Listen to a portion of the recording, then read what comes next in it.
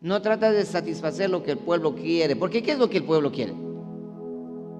¿Qué es lo que el pueblo quiere? Pan y circo. El pueblo quiere pan y circo. El pueblo lo que quiere son fiestas para saborear el momento del placer. ¿Qué quiere el pueblo? Programas. Estoy hablando de un pueblo en general. ¿Qué es lo que más espera un pueblo? Lago Agrio, ¿qué es lo que espera aquí? Las fiestas de la provincialización, las fiestas de cantonización, las fiestas de esto, las fiestas de aquello, las fiestas. Y eso es lo que el pueblo quiere, aunque estén muy mal socialmente, espiritualmente, económicamente, políticamente, no importa. Hacen una fiesta, se olvidan de todo. Denle pan y denle circo, ¿sí? Y es lo que quiere el pueblo. ¿Qué es lo que quiere el pueblo de Dios hoy por hoy? Lamentablemente lo mismo, pan y circo. Quieren sus ojos, satisfacer a sus ojos y el deseo de su corazón. Quieren pan y circo, programas, quieren conciertos, quieren esto, quieren aquello, quieren lo otro, todo, pero no quieren lo que verdaderamente Dios quiere que su pueblo anhele. ¿Qué es lo que Dios quiere que su pueblo anhele? Que le busquen a Él. Si tú haces caso al pueblo, Dios se aleja de ti. Cuando él entendió eso, cobró ánimo, y lo primero que hizo no fue consultar a su mujer, no fue consultar a la reina madre, no fue consultar al pueblo. ¿Qué opinan, pueblo mío? Mira, esta idea tengo, ¿qué opinan? No hizo eso. ¿Qué fue lo que hizo? Esta palabra me encanta, quitó. ¿Qué es quitó o qué es quitar? Sacar. ¿Qué es sacar? Retirar. ¿Qué es retirar? Rechazar. Escucha esto.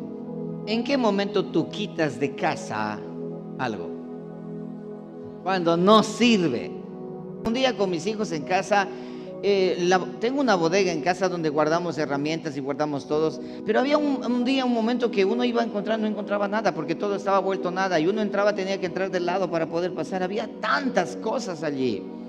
Del 100%, el 70% era cosas que no servían.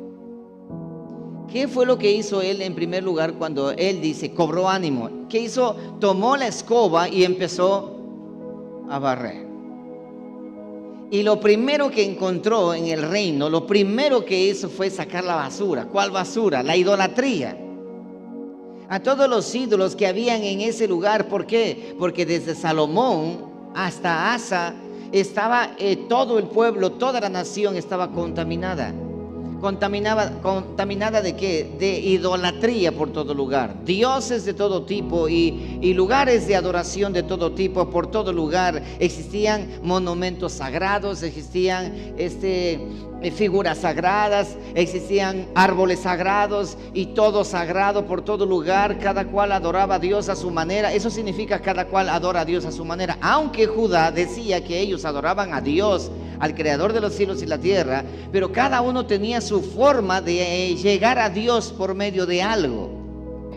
¿Cómo creen que miró el pueblo cuando Asa empezó a hacer lo que estaba haciendo? Usa tu imaginación nada más. De pronto Asa toma soldados consigo y se va y encuentra un templo que están adorando a Astarot o adorando a otro dios allí, con un muñeco grandísimo allí, y están todos los sacerdotes y está toda la muchedumbre, y él va llegando y lo primero que dicen: bajen ese muñeco, sáquenlo afuera, rompan y échenle candela. ¿Cómo crees que se sentían estos que eran los feligreses? Haz de cuenta que usa tu imaginación un momento. Aquí te vas acá a la ¿cómo se llama? A la capilla de la iglesia católica. Vas allá y sacas ese crucifijo grande que tienen en la mitad, sacas afuera y le vas dando. ¿Y qué pasaría contigo? Te linchan, ¿no es cierto? Te linchan, ¿no es cierto? Pero como Asa, él era el rey, no podía. Pero ¿cómo se sentían ellos que eran? Ay, no, mi virgencita.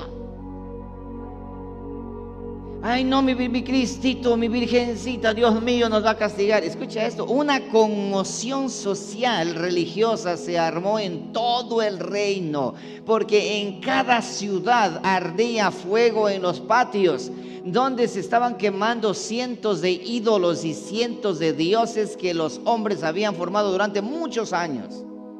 Esto, mi familia, de generación en generación hemos vivido de esta manera. Gracias a eso, la Virgencita, nosotros comemos. ¿Y ahora de qué vamos a comer? Ustedes cuando leen la palabra dice, sacó los ídolos, uno piensa nada más como algo liviano. No, hermano, detrás de cada acción que ocurrió y está escrito en la palabra, existe una conmoción social, una conmoción política, una conmoción religiosa y conmociones intrínsecas que causan furor dentro del pueblo o dentro del reino o dentro del rey. ¿Cuánta gente estuvo con... ¿Tú crees que le amaban a ese rey? Dime algo, le amaban a ese rey porque lo que hizo, pero habría también quizás por ahí algún pueblo que decía, muy bien hecho eso, muy bien, siempre quise que eso acabase, por fin se acabaron. Y cuando estaban echando afuera, yo ayudo a cargar a todos los ídolos afuera. ¿Hubo también gente así? Claro que sí. ¿Y quiénes eran ellos? El pequeño remanente que Dios siempre ha tenido allí en medio de toda la multitud, a esas ovejas en medio de lobos. Mira, Asa está allí haciendo una reforma impresionante, política, militar, religiosa, en todo sentido. Y ahora tiene conflictos, pero Asa es el rey, no pueden sublevarse contra el rey. Aprovecha la autoridad que Dios te ha dado. Pastor amado, tú que estás allá en una congregación, tienes autoridad en la congregación, aprovecha hacer reformas. Aprovecha ahora, porque mañana será muy tarde, no tendrás la oportunidad. Lo que pasa es que mi denominación es hora de una rebelión. Este pastor está enseñando a rebelarse. ¿Sabes algo, mi amado hermano? Si está el hombre tratando de subyugarme a mí, a su voluntad, y esa voluntad del hombre me está llevando a rebelarme contra Dios, yo tengo que tomar una decisión. ¿Contra quién me voy a rebelar?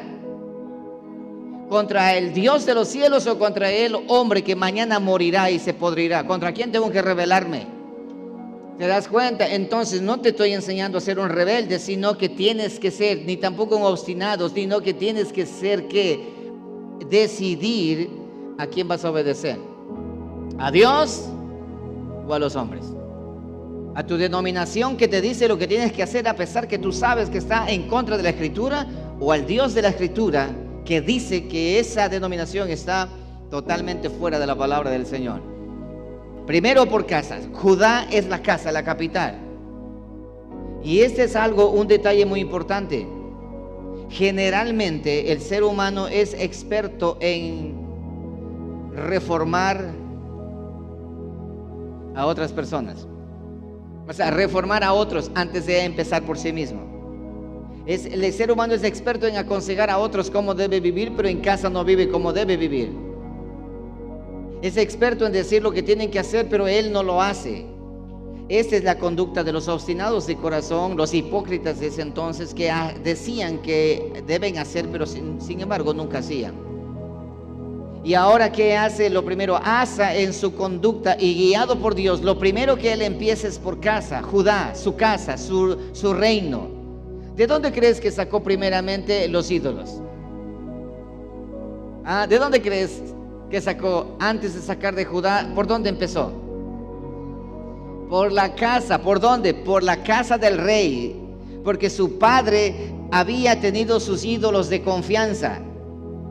Y la reina madre tenía también sus ídolos ahí en el palacio. ¿Por dónde crees que empezó? Si él hubiese empezado a limpiar por allá afuera, ¿qué hubiese pasado con él? El pueblo hubiese dicho, anda a limpiar tu casa primero, porque vienes a limpiar la casa de nosotros. ¿Usted ha ido a algún lugar?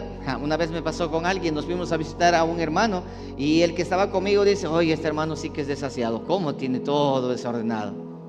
Y ya después de 4 semanas por allí, no sé por qué razón, me invitó a la casa.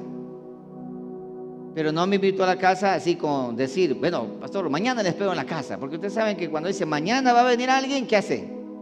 Limpia, por favor. ¿No? Sino que nos encontramos y ahí, camino allá, dice, vamos a la casa y ya nos devolvemos. Y nos fuimos a la casa, fue de imprevisto. Sí. Entre, pastor, entré. Y la casa estaba peor que la del hermano. Y cuando eso pasó le dije, ¿te acuerdas la vez pasada cómo criticaste? ¿De qué? No se acordaba, le hice acuerdo. Ay, pastor, ya caí. Ah, bueno, nunca hables. Uno para hablar hay que primeramente limpiar tu casa. ¿Y qué dice la palabra al respecto? Limpia primero tu ojo para que puedas ver la paja que tiene el ojo de tu hermano. Saca ese basurero que tienes en ese ojo. Lo que hizo Asa es lo correcto. Todo líder, por eso dice la palabra, mi amado hermano, si alguno anhela obispado, buena obra anhela, pero es necesario que el que anhela obispado, pastorado, liderazgo, o quiere ser un siervo de Dios, un cantante, un salmista, qué sé yo, lo primero que tiene que hacer es limpiar su casa. Y cuando hablo de limpiar su casa, no estoy hablando de la basura de la casa, el desorden de la casa, no. Aunque eso también es parte de la adoración del adorador o del siervo de Dios, sino de su vida. Limpia primeramente tu casa. Dice, y reparó el altar de Jehová que estaba delante del pórtico de Jehová. ¿Qué significa la palabra reparar o reparó? Arreglar algo que estaba, ¿qué? Dañado, pero no estaba totalmente destruido, pero algo estaba dañado. ¿Qué significa el altar? El lugar donde se presenta el sacrificio para el eterno Dios, en ese entonces. Ahora, anteriormente el altar de bronce. Ahora, ¿cuál es el altar?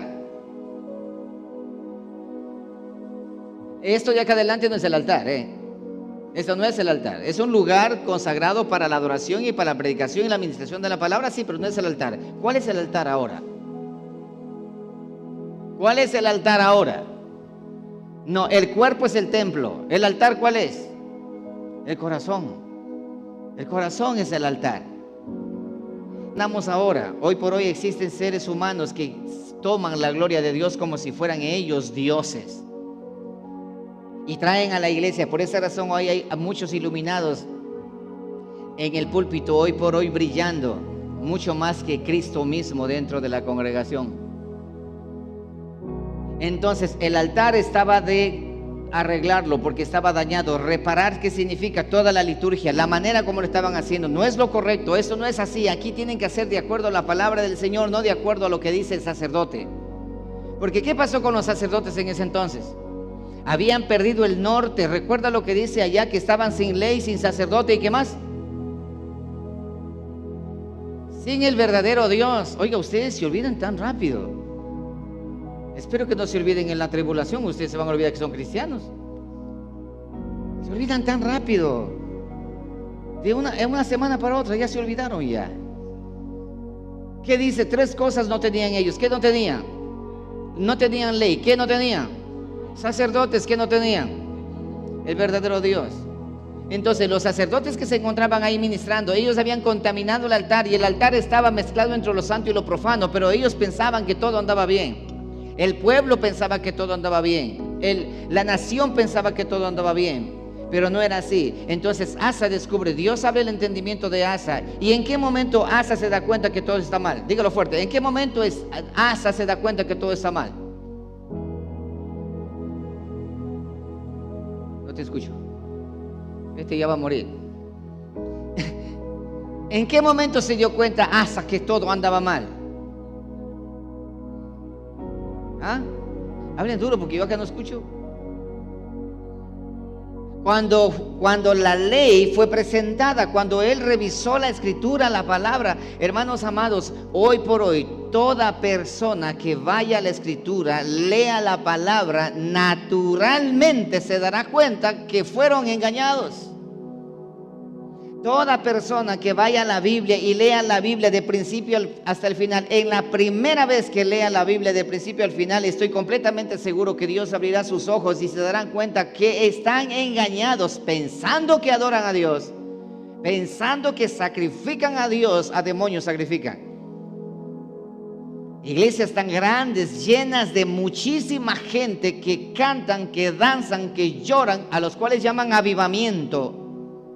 Porque están cantando, porque están gritando, porque están llorando, porque están lamentándose, porque están llenos de alegría. Dicen que eso es de Dios. No, Señor.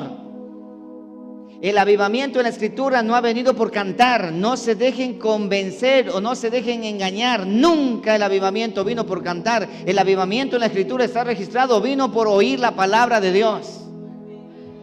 Nunca vino por danzas, nunca vino por teatros, nunca vino por otras cosas, hermano. Nunca vino un avivamiento por un concierto de música con una cantidad de salmistas. Jamás vino el avivamiento y nunca vendrá.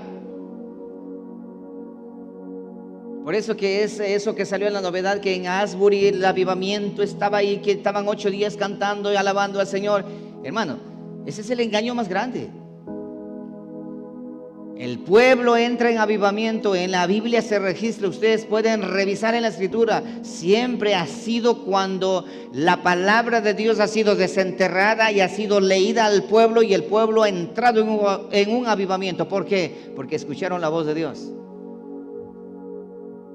Porque la palabra de Dios dice que la fe en nosotros se reproduce y produce y crece, germina y se hace visible por el poder de la palabra de Dios. Oír la palabra de Dios. Y reparó el altar de Jehová que estaba delante del pórtico de Jehová. ¿Se dan cuenta? Parece que fuera tan sencillo esa reparación. No es tan sencillo. ¿A cuántos sacerdotes les llamó la atención? Hoy por hoy, ¿a cuántos pastores les llama la atención? La palabra no era Asa. Asa fue el instrumento solamente. Asa fue la trompeta que sonó alertando del peligro. Asa lo único que hizo es hacer caso, nada más. Y reparó el altar de Jehová que estaba mal. Y no es que estaba caído, no, ellos se preocupaban por lo lindo de la construcción. Así como hoy por hoy se preocupan por tener una mejor iglesia, un mejor auditorio, tener todo, pero no se preocupan por el contenido que ese auditorio o esa congregación ministra a su pueblo. Hoy tenemos que tener cuidado de que el altar, para ahora el altar es el corazón. Hay una parte de la Escritura que Jesucristo lo dijo y me encanta repetirla una y otra vez. Y no para ustedes ni para el pueblo, sino para mí mismo. ¿Sabes cuál es? Jesucristo dijo estas palabras. Escucha esto. De la abundancia del altar habla la boca. De la abundancia del corazón habla la boca. Lo que hay adentro del corazón, en ese altar tuyo adentro, lo que hay adentro de tu corazón, tu boca habla. Y aquí viene una pregunta que nos va a dejar dislocados completamente. ¿De qué hablas durante todo el día? ¿Hablas de Dios por lo menos un 10% en el día? ¿O hablas de tu trabajo? ¿O hablas de fútbol? ¿O hablas de cualquier otra cosa? ¿Hablas de novelas? ¿Hablas de negocios? ¿Hablas de dinero? ¿Hablas de dinero? ¿De qué hablas durante todo el día? ¿Tu boca de qué habla todo el día? ¿O toda la semana? ¿O todo el mes? ¿O todo el año? De la abundancia de tu corazón. Entonces, si tú quieres saber qué es lo que hay en ese altar, que es tu corazón, ahora ya lo sabes. ¿Qué hay? ¿Qué hay en ese altar? Ok, no está en ese altar, Dios no está allí gobernando. ¿Qué hay que hacer? Hay que reparar. Y cada uno de nosotros tenemos que ser un asa. ¿Qué cosa? Reparando ese altar que es nuestro propio corazón. Reparando ese altar que es nuestro propio corazón. ¿Estamos llamados a qué? Estamos llamados nosotros, dice la palabra, el libro de Efesios capítulo 2 versículo 10. Dice la Escritura de que nosotros estamos llamados a caminar en las obras, en esa buena obra que Dios de antemano preparó para que nosotros caminemos por ella. Y nosotros conocemos, sabemos dónde está eso, está en la palabra, está en la Escritura. ¿Y qué debemos hacer nosotros? Hacer caso a lo que la palabra de Dios dice. ¿Cómo reparamos el altar? Hagamos caso a lo que la palabra de Dios dice. Pero eso no significa solamente decir, no, yo sí hago caso. No, Señor, tenemos que ser oidores y tenemos que ser hacedores de la palabra. ¿No escucharon? Porque no escuché ningún amén.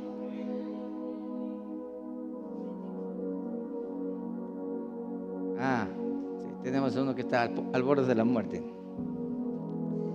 Vean, hermanos, hay que hacer caso. Es la manera de nuestro corazón, reparar nuestro corazón. Jesucristo dijo algo muy interesante: amarás al Señor tu Dios con todo tu corazón. En otras palabras, en el corazón que tú tienes debe estar Dios en primer lugar. Y si Dios no está en primer lugar, vas a hablar de lo que está en primer lugar en tu vida. ¿Qué es lo que está en tu corazón? ¿Qué es lo que domina tu corazón? ¿Qué es lo que es primario en tu corazón? Esta es una religión. Y donde la religión es el mayor engaño que existe. ¿Sabes por qué es el mayor engaño? Porque te han engañado haciéndote creer, solamente manipulándote, y no te han obligado y no te han dicho tarde y mañana que lo que tú tienes que hacer para conocer a Dios es leer el libro que habla de Dios. ¿Y qué es lo que hemos hecho? Lo único que hemos hecho es cambiarnos de religión. Antes era católico y ahora me pasé a la iglesia evangélica. ¿Y qué eres? Lo mismo. Solo te cambiaste de camiseta. Solo te cambiaste de camiseta. Ya no eres ahora católico, ahora eres evangélico. Después te cambias de la camiseta, testigo de Jehová. Luego te cambias de camiseta a los mormones. Luego te haces unitario. Luego cuadrangular. Y así sucesivamente. Y luego dices, ya no sé ni a quién creer, porque estoy confundido. ¿Cómo no te vas a confundir? ¿Cómo no te vas a confundir? En vez de estar haciendo todo eso, abre tu Biblia, lee la palabra. Y la palabra, cuando haya sido abierta y leída, la verdad alumbrará tu más íntima conciencia, y el conocimiento de Dios será como una luz, un aliciente para ti, y mirarás con claridad el camino por donde debes seguir. Y no hace falta estar tratando de preguntar a los iluminados, y no hace falta que tú estés diciendo, un profeta quiero que me venga a alumbrar. Hoy la cantidad de profetas que han venido a trastornar a la iglesia, hermano querido, es el más grande peligro. Vivimos tiempos peligrosos. Y tú y yo estamos llamados a ser como Asa. ¿Empezar por dónde? ¿Empezar por dónde? Empezar por casa, empezar por ti mismo. Sí, hermano pastor, hay que leer la Biblia. Lee la Biblia. A tus hijos, lee la Biblia, hijo, lee tú primero la Biblia. Muy bien. Entonces observa, después que hizo lo que tenía que hacer, reunió a todo Judá y Benjamín, y con ellos los forasteros de Efraín, de Manasés y de Simeón, porque muchos de Israel se habían pasado a él. ¿Y por qué se pasaron a él? Viendo que Jehová su Dios estaba con él. ¿Cuál es el miedo cuando alguien quiere hacer una reforma? Yo le dije la semana anterior, conté un poco, el temor que tenía ese servidor ahora aquí, decir que ya no se va a practicar esto, ya no se va a practicar lo otro, que ya no se va a traer el paganismo, que el día de la madre, el día del padre, el día del niño, Navidad, Nochebuena, día de los difuntos. Eso era un desfile de programas que teníamos nosotros aquí.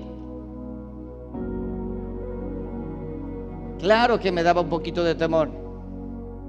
Cuando hacíamos el programa, la iglesia estaba a reventar. Hasta los impíos venían. Cuando hacíamos esas convivencias allá en la calle, venía gente pero a full. Y nosotros contentos. Tanta gente que vino, escuchó la palabra. No, vino a comer tu comida. Y muchas de las veces nosotros ni teníamos para comer nosotros. Venían toda la gente a comer y nosotros nos quedábamos sin comer. Y decíamos, pero por la palabra de Dios y por amor a Dios y por amor a las almas. ¿Qué tan tontos éramos? Tratando de ganar las almas usando mecanismos de Egipto. Yo también tuve ese miedo, ese susto de ahora si me quedo solo. Y efectivamente me quedé solo. Unos cuantos se quedaron aquí. El remanente que se quedó aquí se mantuvo aquí, y aunque sea así vamos a continuar. Y yo también como con miedo vamos a continuar. Pero Señor, y cuando yo leí, mira esto, en la tercera vez que yo leí la Biblia, encontré esa parte de aquí, y qué elegante aliciente para mi vida. Y lo compartí. Y dice esto, y oyendo los demás lo que estaba pasando en ese lugar. ¿Qué estaba pasando? Había una reforma. ¿Qué estaba pasando? Lo santo y lo profano estaba siendo separado. ¿Qué estaba pasando? La verdadera adoración. ¿Qué estaba sucediendo? La verdadera palabra estaba siendo predicada. Hermano, déjame decirte algo. No somos únicos los locos que decimos la palabra es todo para nosotros. No somos los únicos que confiamos en Dios y en el hombre, no. No somos los únicos. Existe un remanente grande por todo el mundo. Existe un remanente grande que Dios está uniendo. Hay hombres de Dios, hay varones de Dios que ya han muerto inclusive. Otros están vivos, otros están ya en la vejez adulta. Hombres de Dios que han predicado la palabra. No somos nosotros los únicos, mis amados hermanos. Hay mucho pueblo, hay mucha gente que está allí, y cuando escucha una predicación, cuando escucha la palabra, cuando escuchamos algo, y automáticamente nos conectamos. Automáticamente nos conectamos. Y cuando estamos conectados de manera automática, sabemos que estamos hablando el mismo idioma. Esa es la verdadera unidad. La palabra de Dios es el lenguaje del Espíritu Santo que nos une y nos guía a toda verdad, a toda justicia. Así estemos en la China y así estemos por todo lugar. Cuando el testimonio de un pueblo que hace la voluntad de Dios, aún en contra de lo que puedan decir el resto de la gente, aún en contra de lo que puedan decir todos los que digan, los que han dicho de nosotros acá. Hermanos, aquí hacen reuniones. Aquí hacen convenciones, reuniones, hacen desayunos, hacen almuerzos de pastores de las iglesias. Acá se reúnen todos acá. Y nosotros no.